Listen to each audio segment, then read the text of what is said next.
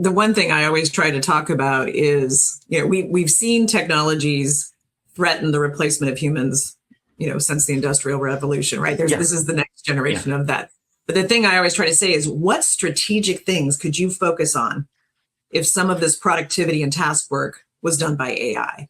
Instead of thinking about it when it's taken away from you, what could you add that is much more strategic? Like, we could all be focused on so much more exciting things and innovation and, the next level of our work. So yeah, sometimes it works, sometimes it doesn't, but I agree with you.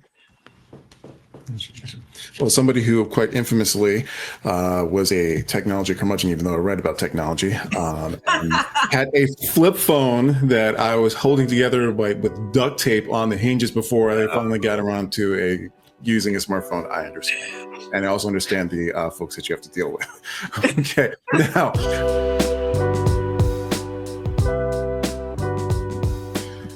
Welcome to the Information Week podcast. I'm Jean-Pierre Ruth. And in this episode, we're going to be taking a look at catching and also climbing out of tech sprawl. Sometimes organizations can pursue a lot of different technologies that they think are going to be useful, and then might turn around and realize, wow, we've got a lot of things. We're not sure where they are, what they are, who's doing what, why we have that. Is that some COBOL we still see over there? Things can happen with organizations. And don't laugh too much, because every now and then somebody tells me, tell me, JP, about the COBOL programming jobs. And I'm like, okay. I was just going to say, I tell college kids, if you want to get a good job, go learn COBOL, because we can't hire people anymore. So for this episode, I am joined by Samya DasSarma, the CTO for Iterable, and Margaret Dawson, CMO for Chronosphere. Both of you, thank you so much for being on the podcast today. Thanks, JP. Okay, great. So again, yes, the idea of tech sprawl, or some people which can lead into tech debt and all sorts of other elements of not just being fully aware of, or at least having a smattering of an idea of how the technology is being implemented within your organizations, and then trying to realize, hey, we've got to do something to not only just make it more, get some clarity in the tech, but also making sure that it actually functions within the business operations and needs of the organization. Because you can clear away tech like you're clipping out weeds, but then all of a sudden you realize that you have, cut yourself at the knees, and that's not going to be useful to anyone. So let's start off a bit with on the technical side of things, if we could. So Samya, so as a CTO, where do you start to kind of sort out the layers of the technology that might have been necessary at certain moments, but then could have potentially created some confusion over time when you look back and go, whoa, why is all of this here? Absolutely. And JP, thanks for having me in the show. When I look at the problem space you're talking about, there are two distinct areas in my mind. One is technologies we are using in our product to build the product. They might be open source technologies, they might be libraries we have bought, or technologies we are using. And there's a problem of tech sprawl there, because as you add more and more technologies, the stack gets complex. But in that area, my primary focus is protecting our customers and making sure I can maintain a stack that serves our customers, like data governance, making sure their data doesn't get leaked. That is the top priority for me. Keeping that aside, there is a world of I have a team of really smart engineers working in my organization, and they want to try new things, right? And they're bringing in new technologies. So the way I look at it is, I want to enable my engineers to try new things. If I start stopping it, then they lose the motivation and the drive for innovation. But on the other hand, I have to protect the company, both from financial perspective, so that I'm not wasting my dollars on products that are not getting used, and also from data privacy and governance side, like my business plan is not getting leaked to a competitor, or getting leaked out of the AI sprawl into other areas. The way I have taken a stance on that is I encourage experimentation in smaller functions. I give context to my people. I'm hiring world's best engineers here. I want to trust them. by giving them the context to not do something that is just purely wrong for the business. So I trust my engineers to look out for the business, understanding that they shouldn't do things like putting our roadmap into a new agent that they are trying out. But I do trust them to do that. But once it succeeds in a smaller area, rolling it out and standardizing, because I strongly believe by standardizing, we get more value out of the tool. As people learn the tool, they share the knowledge. So my stance is experiment in different areas, but standardized in a small set of tools and kill some of them. I think one of the challenges in the C-suite we face is saying no is hard, but I think that's what we get paid to do. Gotcha. Backing off of that, what are some litmus tests that you use when you're kind of doing that assessment to kind of really see what is crucial for the organization? And, again, looking at things that might need to be retired or in some way, shape, or form, kind of compressed and consolidated to be streamlined. Yeah. So there are two things that I look at. One is, of course, at the very high level, return on investment. A lot of times we choose tools because we see there is a return, but we don't talk about the investment part. Is it getting me the value for my money, right? So looking at the whole return on investment is crucial because my CFO holds me accountable to stay within my budget. And I have to make sure every dollar is going as far as I can take it. But beyond that, just like any other technology products, I think adoption and usage is the key indicator of value. If people are using it, there is value. And that is something that I evaluate on a quarter-to-quarter basis. Especially when like a contract is coming up for renewal, I will look at the adoption side of things to see if it is getting used, because if people are using it, there is value there. So those are the two key things. And I'll give you a specific example. We rolled out within our engineering GitHub Copilot, a great tool. We know in the industry that it works, but it didn't work for us. We tried it in a small level, we rolled it out. And the reason it didn't work for us at that point of time when we rolled it out a couple of years back or a year back was our code base was in Scala. It's a little bit, like it's a little bit uncommon language, and Copilot was not trained on that. Compared to that, we are getting much better output from Cursor and Claude. And we evaluated it. We realized that people are not using Copilot, and that made it very clear that they are not getting value out of it. And we started rolling out Cursor, and in some cases, Cursor with Claude. And I'm seeing much more usage now, which tells me this is the right tool for me, which means we are going to switch over. That's how we are looking at it. Gotcha. And again, just how often are you kind of like, doing an assessment of the technology within the organization? What happens if you do that assessment and you realize, hey, there's some unauthorized tech that somebody's saying to just kind of like sneak in because I guess they thought it was a good idea. But then somehow like they snuck it in and it's become kind of intrinsic to how the team is operating. So, what do you do with those kind of situations? Yeah, I mean, as I say, like there are two scenarios. One is our production data center where we are serving our customer. Nothing goes in there that is snuck in because we have extreme precautions and checks and balances for any code to reach production. So our customers are safe. This mostly happens when a user decide or one of our engineers or engineering managers decide like they've got a new tool, they want to try it out. I actually encourage them trying things out with the balance of they need to understand that they are taking a risk on behalf of the business and what risk they are taking. Very smart set of people. They know what they're doing.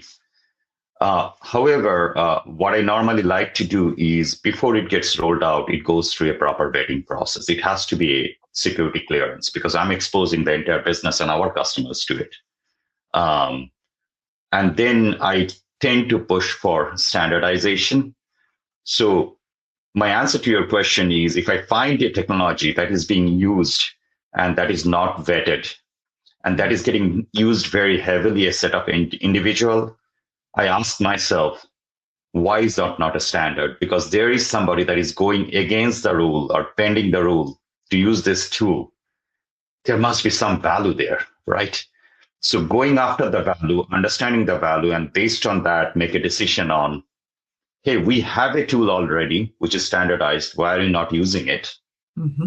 Versus cutting it down just because it's unauthorized. I would rather lean on understanding the value and actually rolling it out and supporting it if my employees are actually using it, assuming my budget supports it. And we see that, like, we have a set of engineers and employees that really like to use ChatGPT. Mm-hmm. However, we have a Gemini license across the company. And I asked the question, given the current model, why would you not use Gemini? Where are we falling behind? And be specific about why ChatGPT is ahead so that we can make the decision based on, is the difference worth taking the risk or rolling the tool out or not? So it's a fairly data-driven decision. And we normally, the way I look at it is I evaluate that on a quarter-to-quarter basis. A lot of times these tools are brought in with contracts. There's no point for me to look at something month to month because I cannot actually rip and replace that until the contract expires. So that's how I've thought about it. Okay, great. All right, Margaret, let's talk about the business operations side of things. How do you really kind of convey to tech leadership within your organization, which resources are really essential to getting things done, and versus things that, end up being cluttered? They might say, hey, we'd really like you to use this. And you're kind of looking at it like, yeah, I could literally align and reiterate half the stuff that Samya has said: standardization, value, how we think about technology on a regular basis. I will be honest, I've never had to convince my tech leadership of anything. So I have found it always to be a very good partnership. And maybe it's because I tend to be a very technical marketer. And so I end up working with a lot of our customers on many of these conversations and architectural stack layers and whatnot. So, but in general, I always go back to some of the same things that Samya said. One is business outcome, right? Can we get aligned on how this technology is helping us achieve some business outcome? Because I would say if what we're doing isn't aligning to revenue or productivity or whatever that OKR or objective is, why are we using it in the first place? I would also look at ROI and I would look at usage. So all those things go into it, and it's a conversation and agreement. So just hearing the things he's saying, those are exactly, how I gain that alliance, how we gain agreement, and are constantly looking at that and making sure that we're both getting what we need and that we're achieving the business goals and aligning to our budgets, right? Because there has been times, I will tell you as well, when I was chief digital officer, there were things I would give back to IT or transfer to IT because it made more sense for them to do the central management of it, or to put some of my applications on their infrastructure as opposed to a third-party hosting. So I think if you're constantly looking at what the technology is doing, how you can evolve it, how you can kind of align together and have a single story that goes up to the CEO, your chances of success are much greater. I would also say, you mentioned value, Samya, and I love this because I spent quite a bit of time in a practice called technology business management and also FinOps. And I think when you start speaking that language and translating things into the value of technology, so it's not just a cost center or a spend, you're starting to speak that business language and bringing those two sides together. So that becomes very helpful as well. Okay. So taking another step, so how do you address the comfort levels of personnel within your organization? That might be, let's say that they feel more at ease with, version 1.3 of, the technology, but you are very much like, hey, we're supposed to be in version 7.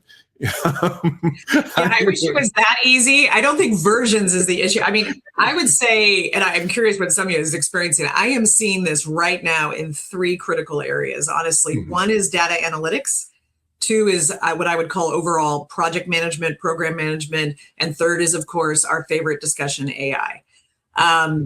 And we are going through transformation in all three of those areas right now. And the difference across employees and how they embrace it, run away from it, want to learn or leery of learning. I mean, I literally have every possible reaction going on across those three buckets, let's say.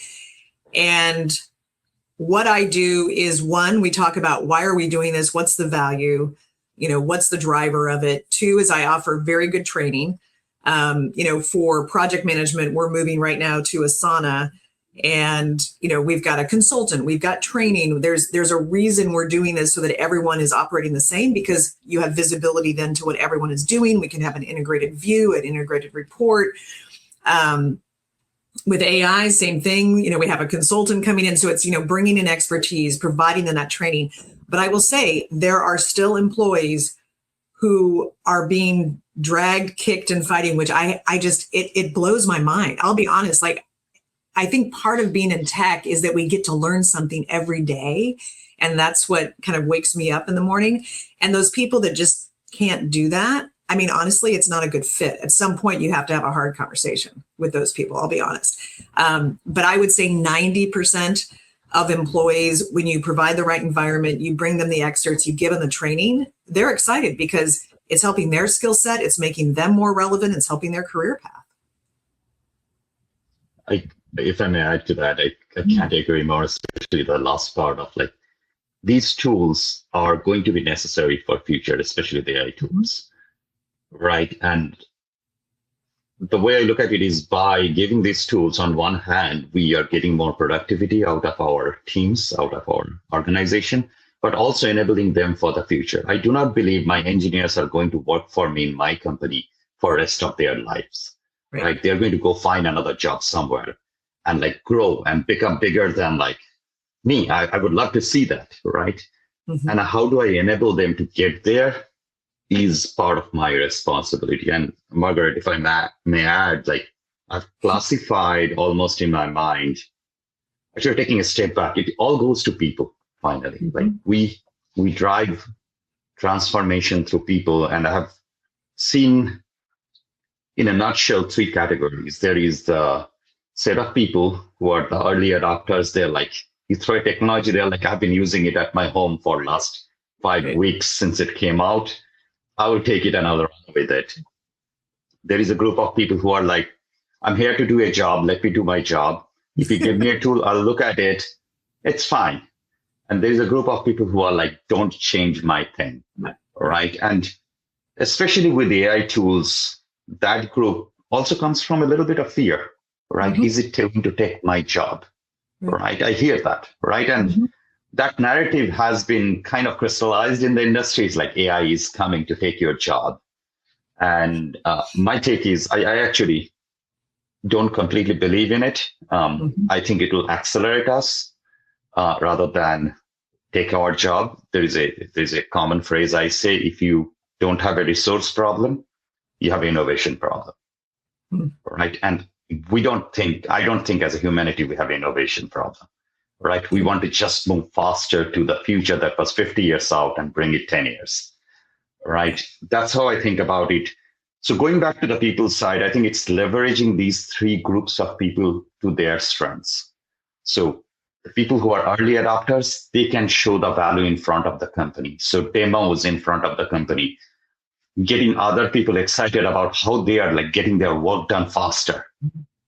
They are the ones that are champions. So at Iterable, we have about 50 champions for AI tools across the company, not just engineering. And they're talking about how they're using.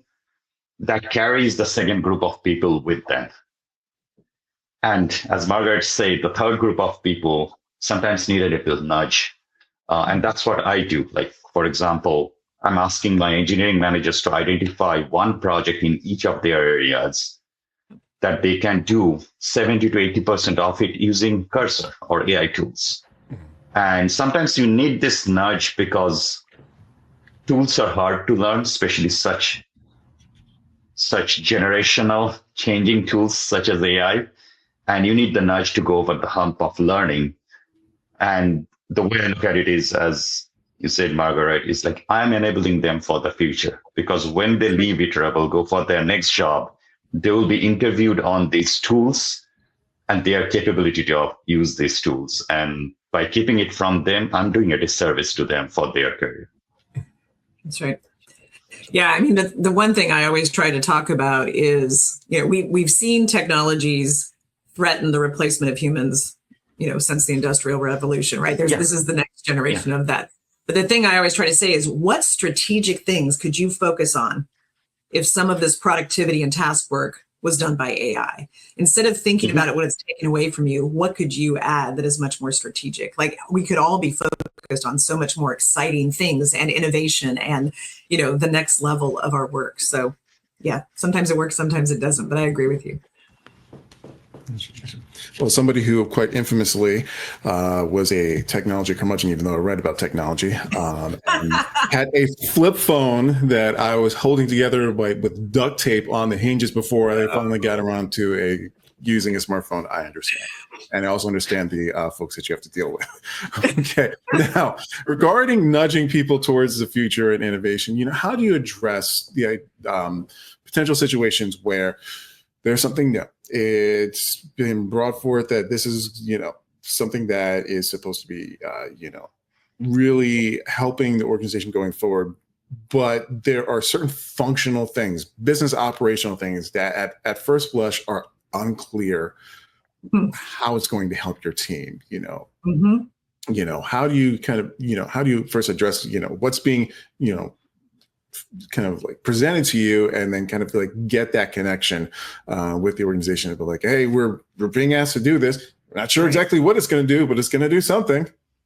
I think some of it depends on who it's coming from. But yeah, I would say I'm pitched new technologies from all directions every day, all with probably very good intentions. I'm going to go back to what I said earlier, which is my first question is always going to be, how does this align to our business objectives? Like, what is it that's driving you to use this? Or why do you think we need this tool? If they cannot articulate the purpose and it's just technology for technology's sake, they're going to go have to do some homework before they, come back to me. That's one thing. Second thing is, if they've done all that and it's interesting and they're just having trouble, getting adoption, or they're not sure how to kind of get it rolled out or how to get, IT to buy into it, I will then start using it. So one of the things I'll do is say, okay, let me look at it. Let's pound on it. Let's, get 2 or 3 of us to test this. I love what Samya said earlier. It's like, we want our technologists to be testing things, to be trying out new technologies, right? Like, we'll talk, maybe in a minute about standardizing the abstraction layer, but, from an innovation perspective, I want that. So if they need that support, I will be one of the first ones to say, okay, let's pound on this and see. So, and then it's always a matter of budget. All right, is this replacing something? Is this augmenting something? Is this a brand new area that we're identifying as a gap? So all of those things have to come together. So, understanding how it aligns to our business. Do we have the budget, or can we find the budget? And is this innovation, or is this kind of a different way to run the business? And, lastly would be, I would always want to understand, what are the business processes that we have that go around this? One of the mistakes I see people make, whether it's, we're talking about application modernization or cloud migration or something new, is we don't take the time to think about the dependencies of any new technology or any application. And nothing lives on an island. So we have to constantly be thinking about, okay, are there data sources that we need to use with this new technology? What are the implications of that? Are there other applications that we need to use? Are there, other people that this bumps into, processes this bumps into? So all of that has to be taken into consideration.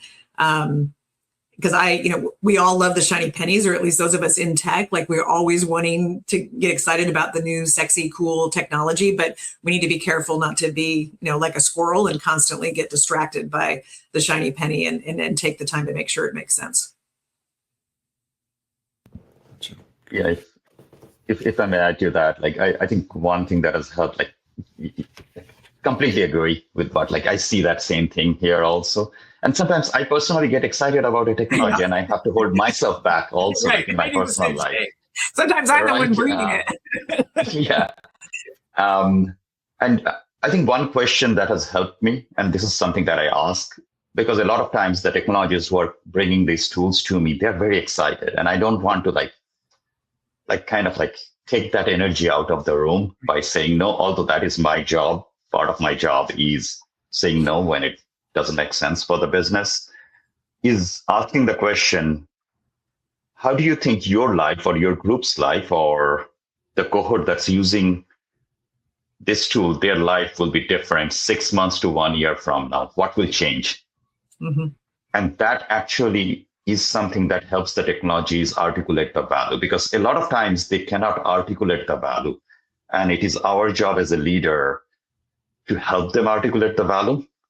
And as you said, Margaret, the homework, sometimes they don't know how to do the homework. And this question has helped me. It's like, imagine the world where this tool is being used by everybody in the company or your group. What changes? And then they start thinking about, okay, my sprint gets done faster. I don't have to spend this time documenting this stuff. My answer to tech support is much faster because I've moved from, like, this is a real case of Glean Search to Glean AI, which we are using in the enterprise. Now my round trip to the tech support is much faster because I can answer customers' question faster. And that comes to value, and that helps me then articulate the value and the business outcome. Well, and I think you're bringing up something too that probably means that eventually it's going to replace something that can become legacy. So as part of that, JP, I think there's also that conversation. It's like, great, if we all decide this is the thing to go with, and we need to think about the budget, or we need to think about the experience around that. Does it replace something? Can we retire something else and move towards this because this is where we want to get? Maybe this will let us get to that visionary place, even sooner. Gotcha. All right. All great thoughts, very, very robust ideas, and I really appreciate that. Now we come to my favorite fun part, time for the tabletop exercise. Those of you who are first time checking out the podcast, this is where I put my guests through some tabletop exercises where they're going to be fulfilling essentially, they're effectively their same roles, but in the quite fictional, quite dubious fictional company, called Questionable Ideas Are Us. The actions and activities within Questionable Ideas Are Us should not be a reflection upon my guests or myself, even though I came up with these scenarios. These are all meant to prompt ideas and conversation about how to deal with potentially comparable situations that some folks might be out there dealing with. Okay. So Margaret, Samya, you're going to be essentially effectively in your roles. You've been kind of brought in a temporary basis to help Questionable Ideas Are Us, and you'll just have to sort out how the team there has been doing things. All right, I'm going to get through as quickly as possible. All right, first scenario. Rex Moneymaker, the VP of Sales, has returned from a conference with a brand new contract for the company to start using a new customer relations platform he's been eyeing for months. He's already got the software loaded onto mobile devices of the majority of his sales team, even though he didn't ask. The problem, though, is that this new software doesn't integrate smoothly with existing software used by logistics, billing, data analytics, and other key areas of the company. Rex is eager to push ahead with this platform. He says it just needs a plugin to fix things up. Mm-hmm. However, Molly Mainframe, the on-the-ground IT manager, tells you a different story. She says the new software will require considerable tooling to work with your systems and likely need ongoing monitoring to fix issues that will come up. Molly says the issue is the new platform is designed to be unruly. The vendor wants it that way, specifically to compel users to lock in with them. However, Rex is fired up to use a platform, but Molly warns that certain laptops, his, might be bricked if this push proceeds. And the bricking of that platform of if his laptop may or may not be intentional on her part. So how do we address a situation like this? I have never experienced anything like this in my entire career. That's a shocking scenario. It's funny because the first thing I thought about was, of course, it's the sales leader that's bringing this in. Makes me laugh. But, the first thing I thought about was all the integration with the marketing tools and data and, privacy and all that. Like I immediately started going through, all the things that would concern me. But one thing I would say in the scenario, and I want to hear what Samya would say coming from the CTO perspective, is I think this goes to when someone comes in and they're excited about technology, I would go back to that question, which is, what does this do that you weren't able to do before, right? And have him articulate, because clearly there's some reason that he's so excited about this. And does it have to replace everything? Because there's been times where there's a capability with that new CRM. And I'd say, okay, you've got it on your sales laptops. There's something that does that allows them to be, more agile and to work with prospects better. But does that mean we need to change the back end? Does that mean we need to change, what we're doing from a marketing automation, from a data management perspective, from a privacy perspective? So it may not be an all or nothing, even though that sounds like it when they first come in. So I would really try to find a way to validate his pain, because if you immediately say you can't do this, you're in trouble, and see if there's some compromise. Because sometimes we could keep everything going and it's more, think of it as like a new front end almost for the salespeople versus potentially a completely new CRM, which would be a massive migration and project. That's my first thought. It's very similar here. The way I look at, as Margaret said, we have all faced this like 200 times over. The way I look at it is, the first thing that comes to my mind is lack of alignment. So right. There is a lack of alignment between what the sales leader is trying to do and what the IT persona is trying to do and what me in the middle am trying to do. And I think the alignment comes from answering the whys behind three areas. One is value, as Margaret mentioned, like what are you getting out of this tool, right? And I have gone as far as ascertaining the value by putting the value exercise on the sales leader in this case, which is, hey, I'll support it, absolutely. But I need to get a 3-people consulting team to come in and do the transformation. Are you willing to pay for it? Mm-hmm. And that immediately goes to the value when if that sales leader is like, what are you talking about? No, I'm not going to put in any of my money into this. And my question is like, is it that valuable then? Like, are you really like asking for us to say when you are not even ready in your 200 people organization, give me a budget for 3 people for 2 quarters to make the transformation? What are you asking? So asking for money for something that they're pushing for immediately takes the conversation towards the value.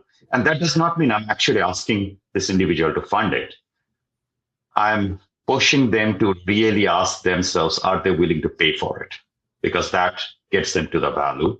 The second part of is governance and compliance. We run companies. This is not a charity, or this is not something where we are doing a school project, right? We have to protect ourselves and our customers. Governance and compliance is absolutely a requirement before we standardize on a tool. And then the third part is operability. Can I run this system in our architecture, our IT department efficiently and effectively? Those are the 3 questions that I need to answer: value, governance, compliance, and operability. And that decides if I'm going to say no to that. And I think if we answer these 3, it immediately brings alignment, because the IT individual realizes why this is such an important thing for the company, because now Brex can move much faster and get me more revenue, which allows me to get 2 more headcounts for their team, right? So when we tie to the business objectives, as Margaret keeps mentioning, like I love that part, that aligns people. And then governance, compliance, and operability are the 2 questions that we need to answer before rolling out a tool in an enterprise environment. Absolutely. There's going to be an internal investigation into how many dinners Rex had with the vendor before deciding that he was going to come back and just have this on his team's devices without talking to anyone at all. Okay. Next scenario. Darla Data Walker, the lead data manager, is concerned. While the organization's data analysis seems to be on point and delivering actionable results for marketing campaigns, she is unsure what is actually happening with that data and who has access to it. It seems that several different data capture and analysis resources have been put into play, and it's unclear where they all came from. Some were meant to be temporary installs. Others were introduced during a bring your own device effort that led to teams using software that didn't get immediate clearance, but found its way into the system. So now the company is close to finalizing its next marketing campaign for a seasonal push, but Darla is worried the company has been leaking data this whole time.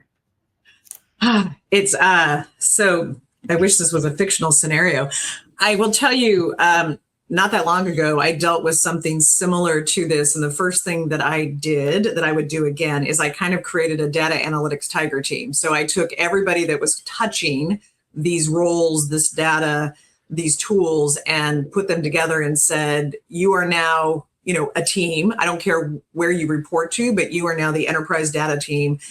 Figure out what we need to do so that we aren't duplicating this data, that we have the privacy and governance that we need, that we aren't breaking GDPR. I mean, there's more to it than just who's touching it if you're doing business in other regions or countries.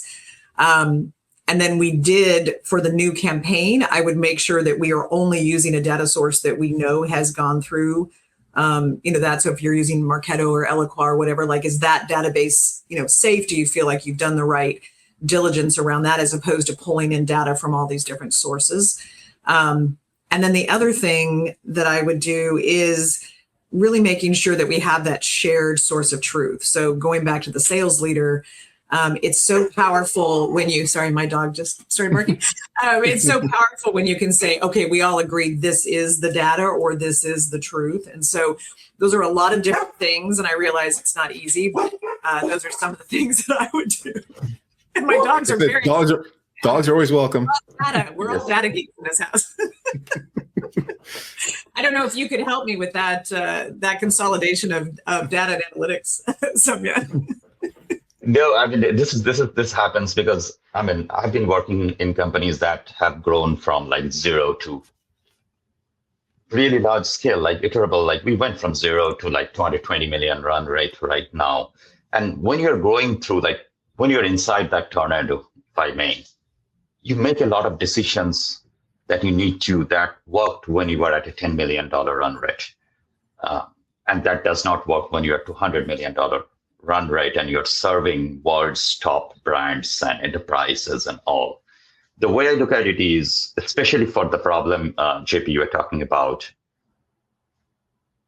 a company's brand, once tarnished, it's very hard to come back, right? Like, Margaret, you'll probably, like, from your role, you will probably agree with this, right? Once, like, Enron is never going to come back and saying, we are a great company, right? It's not happening, okay? And today's world of security and especially governance, compliance, GDPR, CCPA, HIPAA, like, you name it, FedRAMP, like, all of these compliances are to protect the end users and our customer's customer. And if we make a mistake, like, as a marketing tech company, we know about all of the transactions, all of the events that's happening in our largest brands and enterprises in the world. And if we have a breach of trust there is no coming back from this. So what the problem you said is pretty much at the top of my list and will make me stop everything and put a team together to clean our pipelines up, because we cannot. Now, having said that, we definitely look at the exposure, right? There might be multiple data pipelines, but they all might be well done and secure.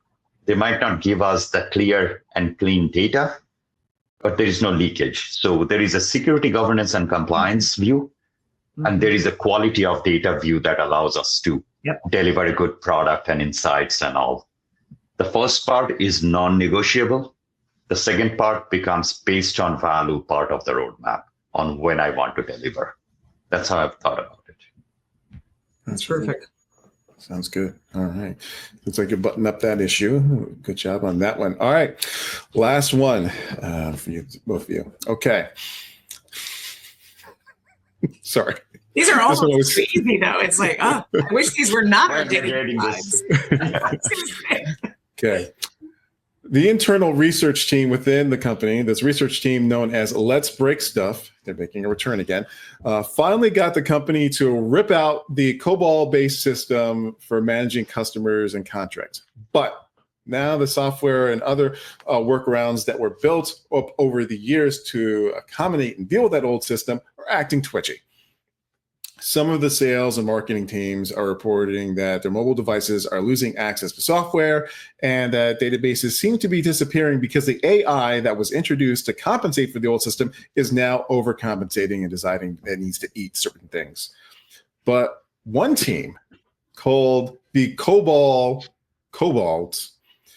has avoided this issue because they reintroduced an unauthorized light version of the old management system.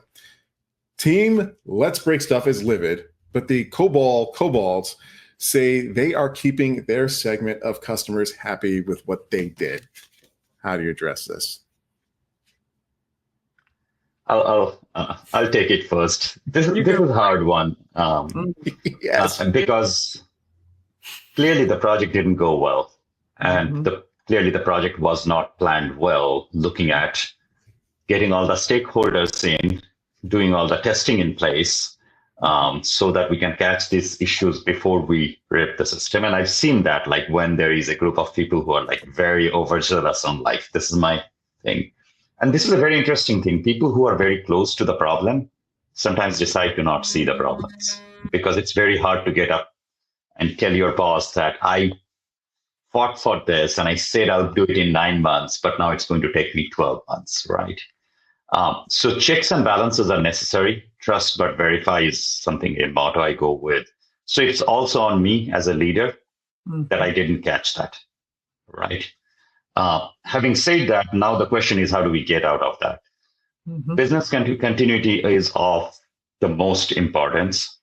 So my take here will be the rip and replace team might be livid, but we cannot hurt business continuity.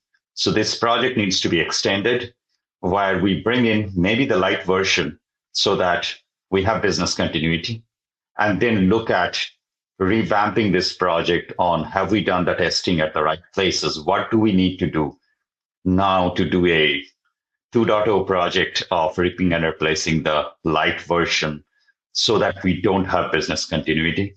So I will have much more like what I call finger in salt motion of looking at how the 2.0 version goes, because we cannot make the same mistake again. This was clearly a mistake. Business continuity is the first thing that we need to restore, and then figure out how we keep business continuity and get out of the old school tools. Those are the 3 steps process I would take. I love that. I mean, the first thing we would do is get in a room, and I would have the Cobalters, the break things people, and executives in a room, and we do a quick postmortem, because clearly I agree with you 100%. There was a whole lot of due diligence and project management that was missed, which, I guess that's the intent of the break things group. But I also have found it to be helpful to bring in kind of a project manager for this too. I mean, I would follow exactly what you're saying. Bring in someone that has no stake in the game, right? Or no pony in the race, as we like to say. So I have found bringing in a neutral project manager, often from finance or one of these other teams, that can kind of help guide and facilitate, because there's going to have to be some marriage counseling going on here, because we also have 2 teams that are, neck to neck. So if we can step back, do some of that work that was not done initially, which is, what are we trying to do? Why are we moving towards this? What are those integration points? All those things that we would normally do in any kind of tech project. And I think you're right. I think we're going to have to use the lightweight one as a little bit of a stopgap, because it's not breaking anything, and then figure out what that transition would look like. But it's going to take some hard conversations, some reality checking, and then some courage from probably a couple executives who are going to have to become now the DRIs on that, to say, okay, we're going to have to figure out how to play nice, validate the vision, but, we have to start over a little bit, because we're going to break things too much for customers. It definitely sounds like the gremlins of Team Let's Break Stuff need to have further guidance and oversight. Love the creativity, just maybe shouldn't have pushed the button, and we didn't get to the, AI, eating stuff or whatever, which is hysterical, but I think we can let it go. Great. All right. Listen, both of you have been fantastic. You helped, the questionable ideas are us, live through another day. We'll see what happens in future installments with the Team Let's Break Stuff coming up with other shenanigans.